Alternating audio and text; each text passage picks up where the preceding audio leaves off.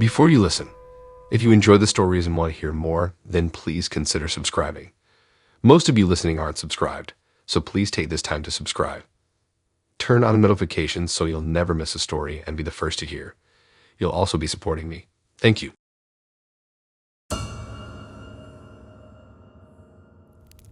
I've always been a bit of a vintage music fanatic, drawn to anything that echoed the past. My day job in software development was as modern as it could get, so in my free time I leaned towards the old. Vinyl records, vintage posters, antique furniture, and my latest fascination, pianos. My little apartment in the heart of the city was a mishmash of different eras, a visual testimony to my eclectic tastes.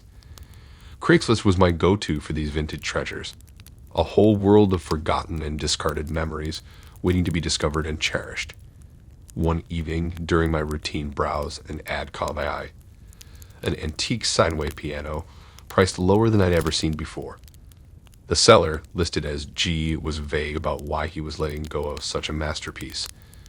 Just some line about moving and needing it gone. The piano arrived at my apartment a few days later. Majestic mahogany, faded keys, the rich scent of aged wood. It felt like I had inherited a small part of history, each dent and scratch a silent witness to decades gone by. I couldn't wait to get my hands on it.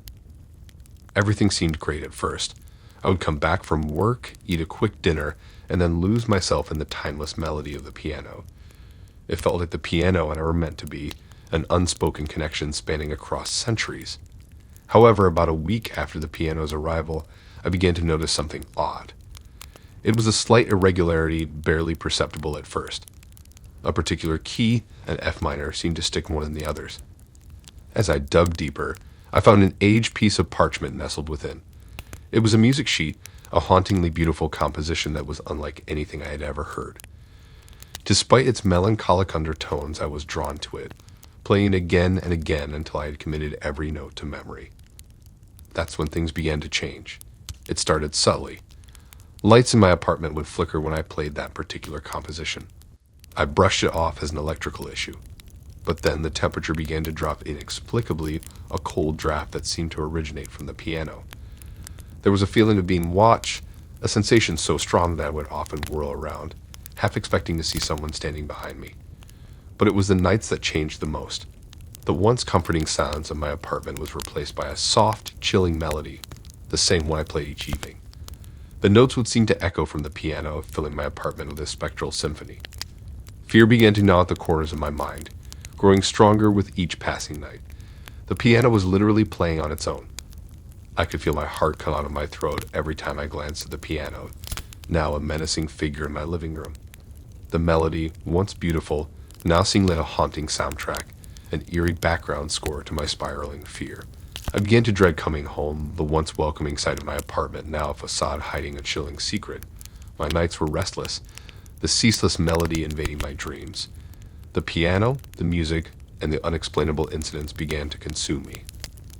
Every creak of the floorboard, every flicker of the lights, every gust of cold wind, everything pointed back to the piano. My life, once so ordinary and mundane, had transformed into a living nightmare. I felt trapped, an unwilling participant in a ghostly recital that played out night after night. My sanctuary had become a haunted concert hall, my life a discordant melody.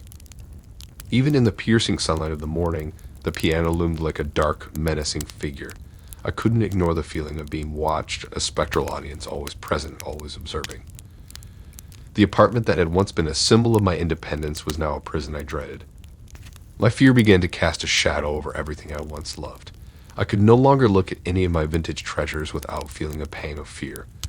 The line between my love for the past and the haunting reality of the present blurred. Sleep deprived and scared, I finally decided to let go of the piano.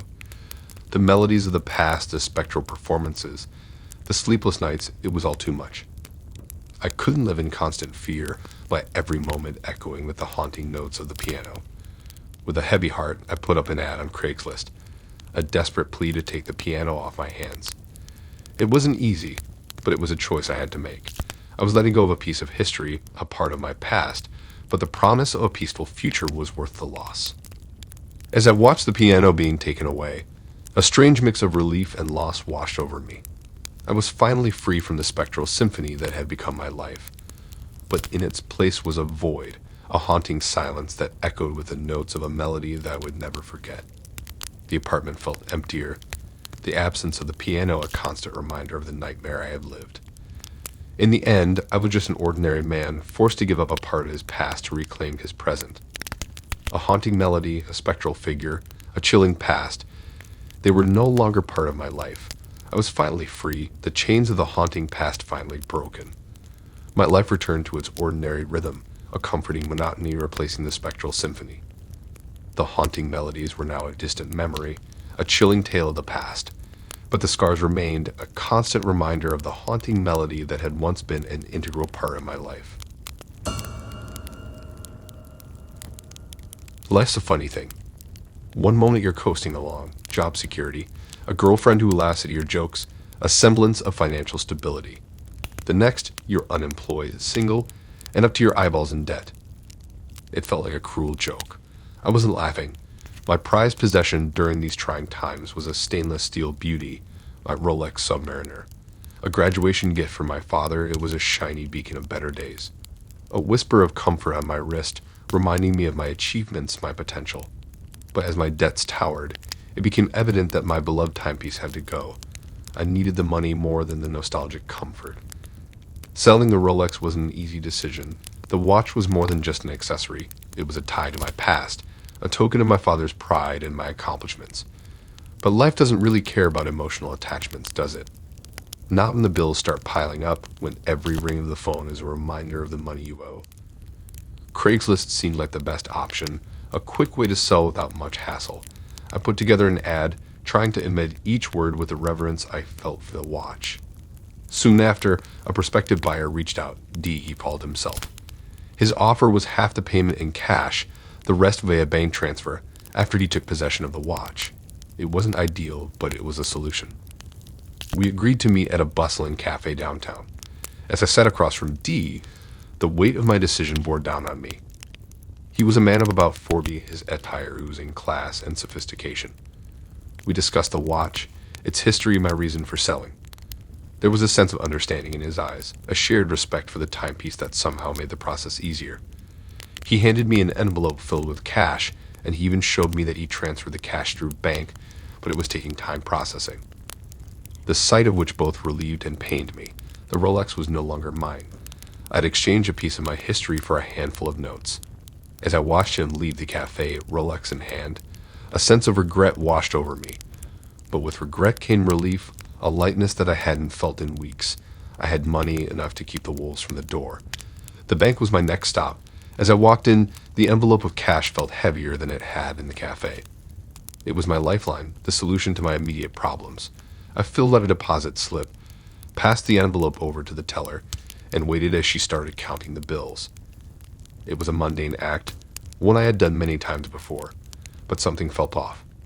The teller paused, examining one of the notes with a frown. She called over her supervisor, and they spoke in hushed tones, their eyes flicking to me every so often. Suddenly, I was being escorted to a private room, the bank's hum of activity fading into a surreal silence. The room was stark, the air heavy with suspicion. The officer's words echoed around me, a harsh accusation that seemed too bizarre to be true. The cash was counterfeit. I sat there, my mind spinning as I tried to comprehend the situation. A straightforward transaction had turned into a nightmare. The initial shock soon gave way to a frantic desperation. I tried to explain about D, the Rolex, the Craigslist ad, but my story was met with dubious looks. Of course it sounded far-fetched. Even to my ears, the truth sounded like an excuse, a poorly concocted tale to deflect blame. In my pocket, my phone remained eerily silent. My multiple attempts to reach D met with no response.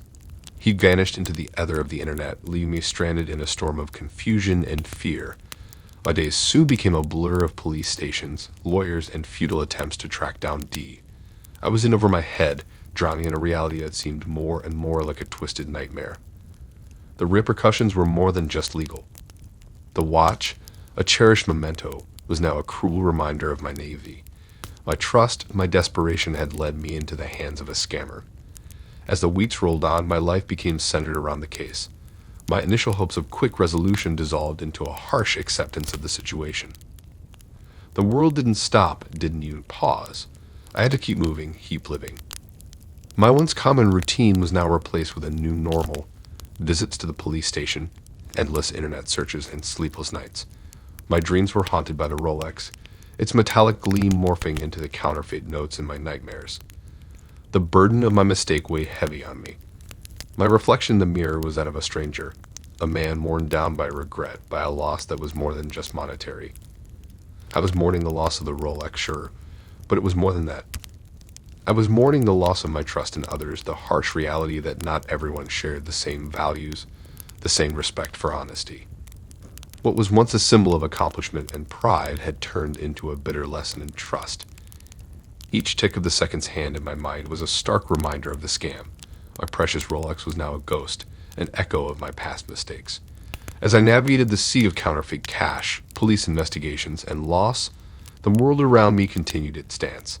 It was a cruel irony. Like as I knew it had been halted, yet the world was unaffected, oblivious to my dilemma.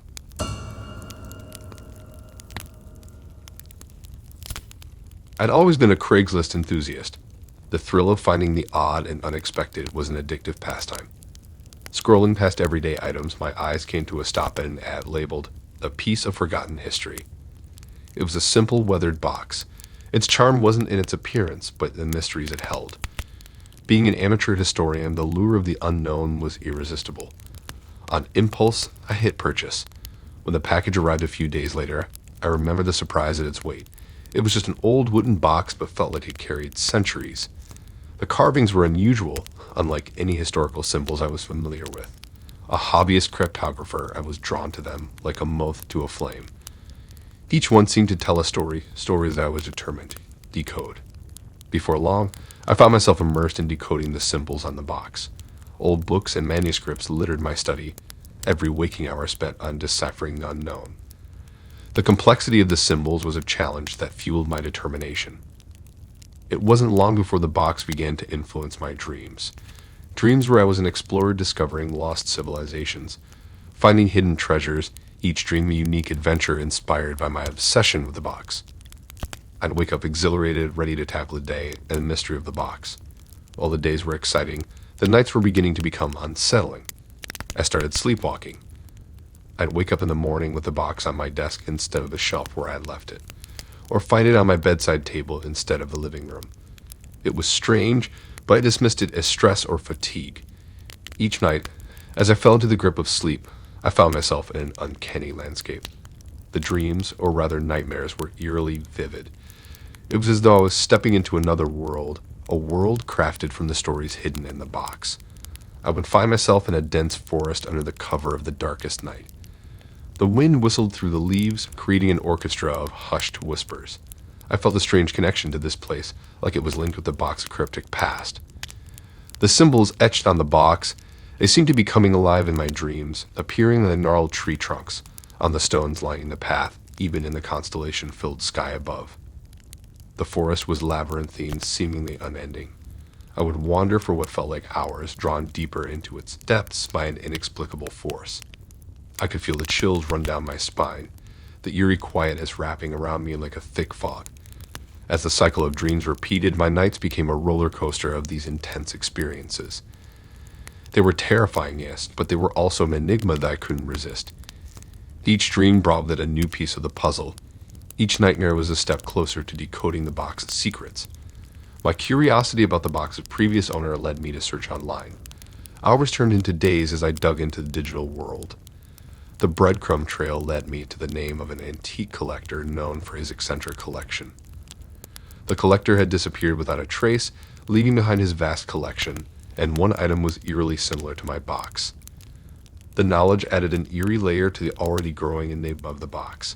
I found myself drawn into its mystery even more. I spent more time on it, let it consume my days and invade my dreams. It was like living a detective novel, and I was the protagonist, trying to solve a mystery that seemed to deepen with every revelation. I knew I needed help, so I reached out to a university professor, an expert in ancient history and symbols. Our email correspondence was filled with theories, discussions, and shared excitement over the mysteries the box held. The more we delved into its past, the more intrigued we became. The box was more than just an item I'd bought on a whim. It was an adventure, an unsolved mystery that had somehow intertwined with my life. I looked in the mirror one day and saw the reflection of a man driven by a relentless quest. The days blended into one another, the box becoming a constant, a companion in a journey of revelation. As I write this, the box sits on my table, a testament to a forgotten history that's begging to be discovered. Each carving a puzzle waiting to be solved, each dream a clue to its past, each day a step closer to unraveling its secrets. And so here I am, an ordinary guy who'd bought an old box on Craigslist, now living a life that's anything but ordinary. With the box, I've learned, felt, and seen more than I ever imagined. It might not have the adventures of a fictional tale, but it's my reality, my journey, and I wouldn't trade it for anything else. Thanks for listening in. If you like these stories and want to hear more, then please subscribe and like and support this new channel. We have more stories for you to listen to.